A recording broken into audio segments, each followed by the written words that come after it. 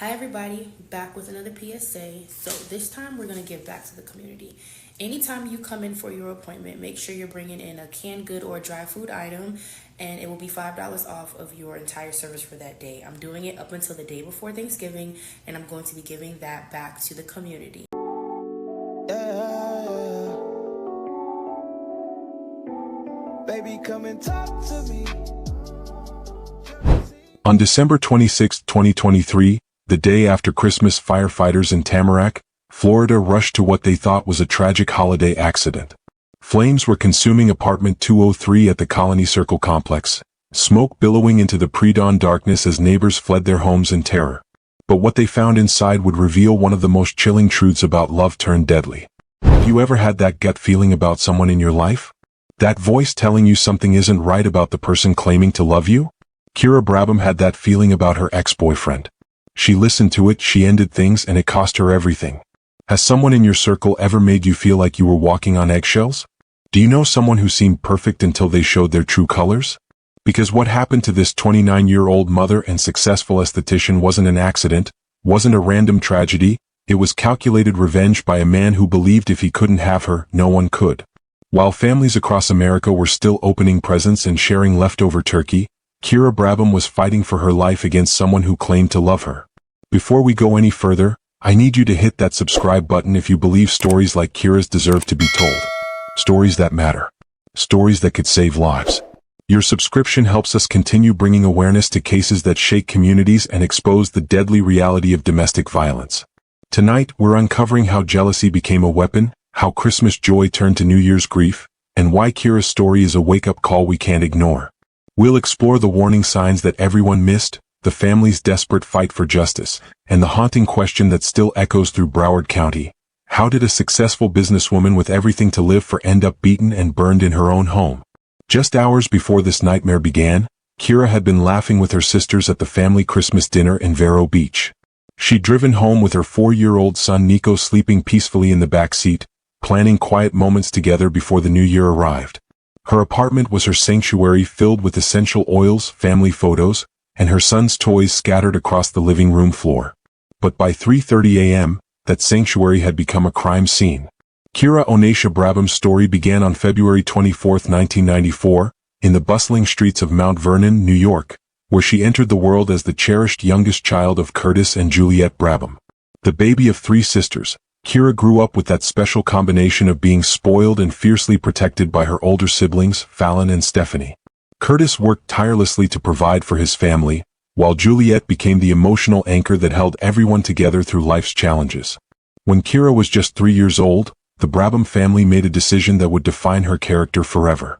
Her great-grandparents, Ronald and Una Mowat, were aging and needed care in Vero Beach, Florida. Without hesitation, Curtis and Juliet packed up their lives and moved south, choosing family over comfort, love over convenience. This selfless act planted seeds of loyalty and sacrifice in young Kira that would bloom throughout her life. Florida's warm embrace suited Kira perfectly. She thrived at Highlands Elementary School, where teachers quickly recognized her sharp intellect and placed her in the gifted program. Classmates remember her infectious laugh echoing across the playground as she organized games and shared snacks with anyone who looked lonely. Her creativity sparkled in art class, her kindness shone during group projects, and her curiosity drove her to ask questions that impressed even seasoned educators. By high school, Kira had blossomed into a social butterfly with an entrepreneurial spirit. She'd spend hours perfecting her sister's makeup for school dances, experimenting with colors and techniques that made their eyes pop and their confidence soar. It was during these moments, watching her sisters light up in the mirror, that Kira discovered her calling. Beauty wasn't just about appearance, it was about helping women feel powerful from within. After graduating around 2012, Kira pursued cosmetology training with the same determination that had earned her gifted program recognition. She absorbed every lesson about skincare, studied the science behind treatments, and developed an intuitive understanding of what each client needed. Her business motto became "Glow from Within," a philosophy that attracted clients who craved more than just surface-level treatments. By her mid-20s, Kira had established herself in Broward County's competitive beauty industry. Her apartment in Tamarack's 7900 block of South Colony Circle became both her sanctuary and her workspace, where she offered facials, waxing, and skincare consultations that transformed not just skin but self-esteem. Clients didn't just book appointments, they scheduled therapy sessions disguised as beauty treatments. The greatest transformation in Kira's life came when she became a mother to Nico at 24. Single motherhood suited her fierce independence perfectly. She juggled PDA meetings and bedtime stories with the grace of someone who'd been preparing for this role her entire life. Nico became her world, her motivation, her greatest achievement. She'd often post about motherhood being her superpower, sharing photos of their adventures and quiet moments that melted hearts across social media. Despite living 2 hours from Vero Beach, Kira maintained unbreakable bonds with her family. The Brabham sisters remained inseparable, their group chats constantly buzzing with plans for club nights, spa days, and impromptu dinners. Stephanie, living nearby in Broward County, became Kira's partner in crime for Fort Lauderdale's upscale lounge scene, where they dance to R&B beats and celebrate their independence as successful single women. Christmas Day 2023 represented everything Kira had built and everyone she loved. The Vero Beach family gathering was picture-perfect: turkey carved by her father, laughter shared between sisters, and Nico running between aunts who spoiled him with attention and presence. Around 10 p.m. as the celebration wound down, Kira gathered her sleepy son and prepared for the familiar drive back to Tamarack. The 2-hour journey home was peaceful, Nico's gentle breathing from the back seat providing a soundtrack to Kira's contentment. She had everything she'd worked for: a thriving business, a beautiful son, an unshakable family foundation, and dreams of expanding her empire. Her apartment awaited, filled with essential oils that would greet them at the door, family photos that chronicled their journey, and Nico's toys scattered across the living room floor in organized chaos. As she tucked Nico into his bed that night, Kira had no way of knowing that everything she'd built, everything she loved, everything she'd fought to create was about to be threatened by someone who claimed to love her. Around 2022, Kira's world shifted when she met Laren Lenworth Emile, a 31-year-old Tamarack local whose charm initially masked the darkness beneath. Their early days together sparkled with promise, shared dinners at waterfront restaurants, lazy beach afternoons, and quiet evenings where Emile seemed genuinely interested in Kira's dreams of expanding her beauty business. He appeared supportive of her entrepreneurial ambitions, even suggesting locations for her future spa. Emile integrated himself into Kira's routine with calculated precision.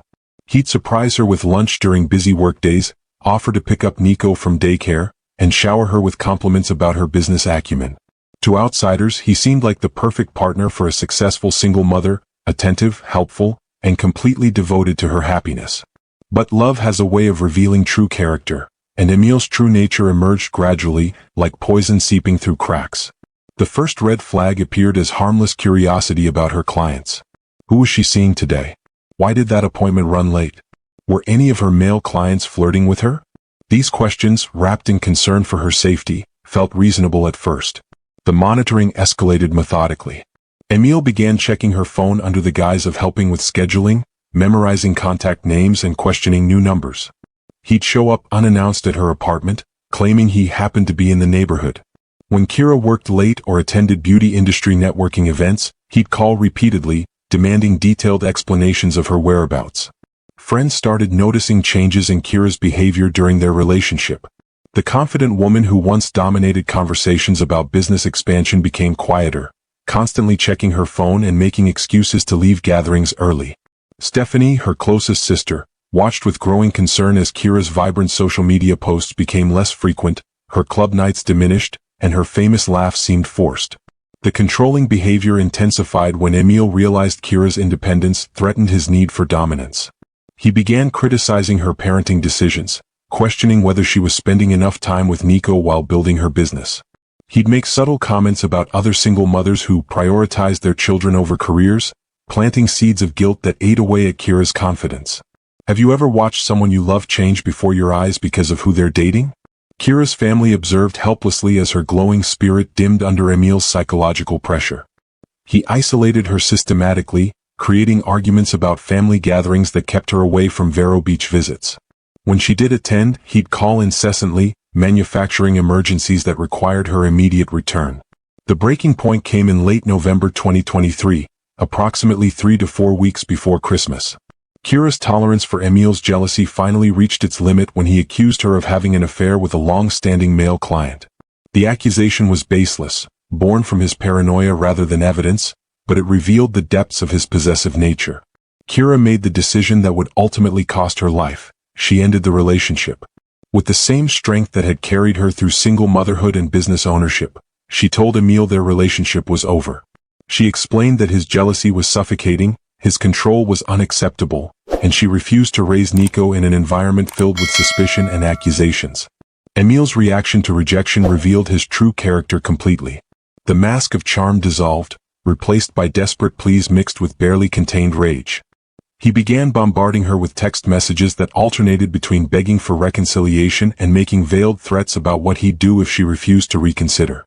Friends later reported his erratic behavior during those final weeks, frantic calls demanding Kira's location, wild accusations about her seeing other men, and increasingly aggressive language that made everyone uncomfortable. He couldn't accept that the woman he tried to control had chosen freedom over his twisted version of love. Despite recognizing the danger signs, Kira maintained civility for Nico's sake. She believed that remaining cordial would prevent escalation, that treating Emil with basic respect would help him accept their breakup peacefully. This compassionate choice, so characteristic of her generous heart, became the opening he needed to destroy everything she'd built. As Christmas approached, Kira focused on family, business growth, and creating magical holiday memories with Nico. She had no way of knowing that Emil was planning something far more permanent than reconciliation. Something that would ensure if he couldn't have her, absolutely no one ever could. Christmas Day 2023 unfolded like a scene from Kira's dreams. The Brabham family gathering in Vero Beach buzzed with the warmth only tight-knit families create during the holidays. Curtis carved the turkey with his usual precision while Juliet orchestrated the feast with maternal expertise. Fallon and Stephanie competed over who could spoil their nephews and nieces more outrageously, while Kira watched Nico tear through presents with the unbridled joy only a 4-year-old possesses. The day stretched into evening filled with board games, family stories, and the comfortable chaos of multiple conversations happening simultaneously. Kira's phone remained largely ignored, a rare luxury for someone who typically managed client appointments and business inquiries around the clock. This was her sanctuary time, her annual reset surrounded by people who loved her unconditionally. Around 10 p.m., as the celebration naturally wound down and Nico began rubbing his eyes, Kira made the familiar preparations for their journey home. She gathered their overnight bag, collected the new toys Nico had already scattered across his grandparents' living room, and said goodbye with the long hugs that characterized Brabham family departures. Curtis slipped her some leftover pie while Juliet pressed extra kisses to Nico's sleepy forehead. The 2-hour drive back to Tamarack was peaceful, Interstate 95 relatively quiet for a holiday evening. Nico fell asleep before they reached Fort Pierce, his breathing becoming the gentle soundtrack to Kira's contentment. She used these drives for reflection, planning business strategies, or simply enjoying the rare quiet moments single motherhood afforded. Her hands-free phone remained silent, no client emergencies, no family drama, just the comfort of heading home after perfect family time. Arriving at the Colony Circle apartment complex around midnight, Kira carefully lifted her sleeping son from his car seat, balancing him against her shoulder while managing their bags. The quiet hallway welcomed them back to apartment 203, their sanctuary filled with essential oils, family photos, and the organized chaos of their shared life.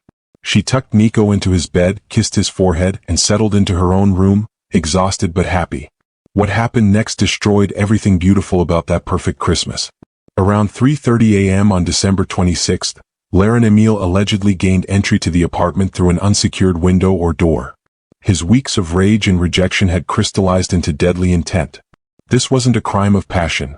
The timing, the preparation, the calculated nature of what followed revealed a man who had planned this moment meticulously. Kira awoke to violence beyond comprehension. Emil attacked her with brutal force, delivering repeated blows to her head and body that would later be identified as the primary cause of death. The woman who had built a business helping others feel beautiful suffered unimaginable trauma at the hands of someone who claimed to love her. But Emil's plan extended beyond murder. He intended to destroy all evidence of his crime. After the savage beating, he doused Kira's living room with accelerant, likely gasoline he had brought specifically for this purpose. The premeditation was undeniable. This was calculated destruction designed to eliminate forensic evidence and create the appearance of a tragic accident. The flames ignited quickly, consuming the living room with frightening speed. Smoke filled the apartment as fire spread across furniture, walls, and everything Kira had worked to create. In another room, 4-year-old Nico awakened to sounds no child should ever hear, his mother's cries mixed with the crackling of flames and acrid smell of smoke. As fire consumed his mother's sanctuary, Emil fled into the pre-dawn darkness, believing he had covered his tracks perfectly. He had no way of knowing that his crime would be exposed, that forensic evidence would survive the flames, or that witnesses had already begun gathering crucial details about his presence at the scene. Nico's terrified cries alerted neighbors who rushed to investigate the growing emergency. One heroic resident, whose name deserves eternal recognition, entered the smoke-filled apartment and rescued the child from what could have been a double tragedy. This life-saving intervention meant Kira's son would survive to be raised by family members who loved him unconditionally. Tamarack Fire Rescue arrived at approximately 3:45 a.m. to find apartment 203 engulfed in flames that had already begun spreading to adjacent units. Firefighters battled the blaze while paramedics worked desperately to save Kira, who was found unresponsive amid the debris and destruction. Despite their heroic efforts, she was transported to a nearby hospital where medical professionals pronounced her dead from blunt force trauma and smoke inhalation. The fire's rapid spread and point of origin immediately raised suspicions among experienced investigators. This wasn't a typical residential fire. The burn patterns, accelerant residue, and concentrated damage suggested arson. Within hours, what began as a fire response had transformed into a homicide investigation that would consume the next several weeks. As dawn broke on December 26, the Colony Circle complex bore the scars of violence disguised as accident. Kira Brabham, the woman who helped others glow from within, had been extinguished by someone who couldn't accept her independence. Her son survived, her murderer had fled, and the community demanded answers about how Christmas joy had transformed into unthinkable tragedy. Within hours of the flames being extinguished, the Broward Sheriff's Office Homicide Unit transformed apartment 203 from a fire scene into a criminal investigation. The rapid response wasn't coincidental. Experienced investigators immediately recognized the telltale signs of arson murder. The burn patterns were too concentrated, the fire's origin too suspicious, and the victim's injuries too severe for this to be anything but deliberate violence. Crime scene technicians worked methodically through the charred remains, collecting evidence that would prove crucial in building their case. Fire investigators confirmed what detectives suspected: accelerant had been poured strategically throughout the living room before ignition. The chemical signature left behind told the story of premeditated murder disguised as accident. The medical examiner's autopsy delivered the definitive truth about Kira's final moments. Dr. Patricia Williams determined that blunt force trauma to the head and body was the primary cause of death, with smoke inhalation listed as secondary. The findings proved Kira had been savagely beaten before the fire was set. This was murder first, arson second. Meanwhile, the Brabham family became crucial allies in the investigation. Juliet and Curtis provided detectives with essential background about the relationship, the breakup timeline, and Emil's escalating behavior. Most importantly, Stephanie shared screenshots of threatening text messages Emil had sent to Kira during those final weeks, digital evidence that revealed his state of mind and intent. Surveillance footage from the Colony Circle complex and surrounding businesses began telling its own story. Cameras captured Emil's vehicle in the area around 3 a.m. on December 26, contradicting any potential alibi. His phone records placed him at the scene during the critical time frame, creating a digital fingerprint he couldn't erase. The manhunt intensified when Emil failed to report to work and disappeared from his usual locations. BSO's VIPR unit Violent Interdiction and Prevention Enforcement Response Team took over the search, utilizing their specialized training in tracking dangerous fugitives. Tips flooded into Broward Crime Stoppers as news of the case spread throughout South Florida's communities. Forensic analysts recovered crucial evidence despite the fire damage. DNA samples from the scene, fingerprint analysis, and digital forensics from Kira's recovered phone painted a comprehensive picture of the crime. Financial records revealed Emil had purchased gasoline using a credit card just hours before the attack, another piece of evidence proving premeditation. After 7 weeks on the run, Emil's freedom ended on February 15, 2024. Acting on a tip, VIPR unit members located him in South Florida and arrested him without incident. The man who had tried to destroy all evidence of his crime found himself facing the full weight of Florida's justice system. Emil was booked into the BSO main jail on charges of first-degree premeditated murder and first-degree arson, charges that carry the possibility of life imprisonment or death penalty in Florida. His initial court appearance drew members of the Brabham family, who sat silently as the man who had destroyed their lives appeared in shackles. If this case has taught you anything about recognizing the warning signs of domestic violence, please share this video with someone who needs to hear Kira's story. Sharing content like this helps algorithms push important stories to people who might be living in dangerous situations right now. Your share could save a life. The state attorney's office, under the leadership of experienced prosecutors, began building their case with methodical precision. The evidence file grew thick with forensic reports, witness statements, surveillance footage, and digital evidence that told the complete story of premeditated murder. Defense attorneys entered a not guilty plea, claiming insufficient evidence of intent, but the prosecution's case appeared overwhelming. As of September 2025, Laren Lenworth Emile remains in custody without bond, his case progressing through Broward County Circuit Court. The legal system moves deliberately, ensuring every piece of evidence receives proper analysis and every witness statement gets thorough review. Pretrial motions have been filed and denied, discovery has been completed, and jury selection approaches. Trial is currently scheduled for early 2026, nearly 2 years after Kira's murder. The delay reflects the complexity of arson murder cases and the thoroughness required when seeking justice for such heinous crimes. Prosecutors remain confident in their evidence, while defense attorneys continue challenging forensic findings and witness credibility. The investigation officially closed with Emile as the sole suspect, though Detective John Curcio continues accepting tips at 95432142210. Broward Crime Stoppers maintains their hotline at 954-493 tips for anyone with additional information about the case or similar domestic violence situations. For the Brabham family, each court date represents another step toward justice for Kira, but no verdict will bring back the daughter, sister, and mother whose light was extinguished by jealousy. The legal process continues, but their fight for accountability has already begun inspiring changes in how domestic violence cases are investigated and prosecuted throughout Broward County. 4-year-old Nico Brabham lost his mother on December 26, 2023, but he didn't lose his family. The Brabham clan rallied around this little boy with the fierce protectiveness that had defined their bonds for generations. Curtis and Juliet opened their Vero Beach home, creating stability amid unthinkable chaos. Fallon and Stephanie became surrogate mothers, ensuring Nico's world remained filled with love, laughter, and the security every child deserves. The community response to Kira's murder revealed the ripple effect one person's light creates during their lifetime. A GoFundMe established for Nico's future raised over $20,000 from strangers who'd never met Kira but recognized the tragedy of a child losing his mother to domestic violence. Beauty industry colleagues, clients, and neighbors contributed both financially and emotionally, proving that Kira's impact extended far beyond her immediate circle. But the Brabham family refused to let grief consume them. Instead, they transformed their pain into purpose, becoming advocates for domestic violence awareness throughout South Florida. Juliet began speaking at community centers about recognizing warning signs, while Stephanie used social media platforms to share resources and support other women escaping dangerous relationships. The statistics behind Kira's story are staggering and demand our attention. According to the National Coalition Against Domestic Violence, 1 in 4 women will experience severe intimate partner violence during their lifetime. For Black women, these numbers climb even higher, with homicide being a leading cause of death for Black women aged 15 to 35. The most dangerous time for any abuse victim is immediately after leaving their abuser, exactly when Kira was killed.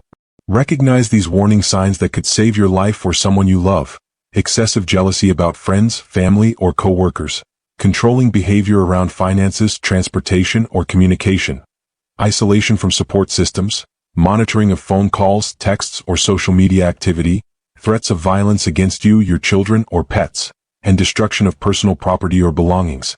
If you're currently in a dangerous relationship, understand that leaving requires careful planning. Contact the National Domestic Violence Hotline at 1-800-799-7233 for safety planning assistance. Create a code word with trusted friends or family members. Keep important documents, medications, and emergency cash in a safe location away from your home. Trust your instincts. If you feel unsafe, you probably are. Kira's funeral at Stone Brothers Funeral Home in Vero Beach became a celebration of her radiant spirit. Hundreds of mourners wore white, honoring her purity and the light she brought to everyone she encountered. Eulogies spoke of her infectious laugh, her entrepreneurial dreams, her devoted motherhood, and her unwavering loyalty to family. The service wasn't just a goodbye, it was a commitment to ensuring her death would prevent others. The beauty industry lost more than a talented esthetician when Kira died. They lost a mentor, a friend, and a woman who genuinely helped others feel confident in their own skin. Clients shared stories of how her treatments went beyond facials and waxing to become therapy sessions where they discussed dreams, fears, and aspirations. Her motto, "Glow from Within," wasn't marketing, it was her life philosophy. Here's what we need you to do right now. First, if this story resonated with you, hit that subscribe button and ring the notification bell so you never miss content that could save lives. Second, share this video with 3 people who need to hear Kira's story, whether they're in dangerous relationships or simply need to understand how domestic violence escalates. Third, comment below with the domestic violence hotline number to help our algorithm push this content to people who need it most. The National Domestic Violence Hotline is 1-800-799-7233. Text START to 88788. Chat online at thehotline.org. These resources provide 24/7 confidential support in over 200 languages. Kira Onaisha Brabham was 29 years old when jealousy stole her future, but her legacy continues growing every day. Through Nico's laughter echoing through his grandparents' home, through the women her family now helps escape dangerous relationships, through the beauty professionals who remember her kindness, and through every person who watches this video and recognizes warning signs in their own lives. Her glow wasn't extinguished by flames, it multiplied into a beacon of awareness that refuses to dim. In a world where domestic violence claims too many lives, Kira's story becomes our rallying cry. Never again, not on our watch, not if we can prevent it. Justice for Kira continues in courtrooms, but prevention starts with each of us recognizing that love should never hurt, control, or kill.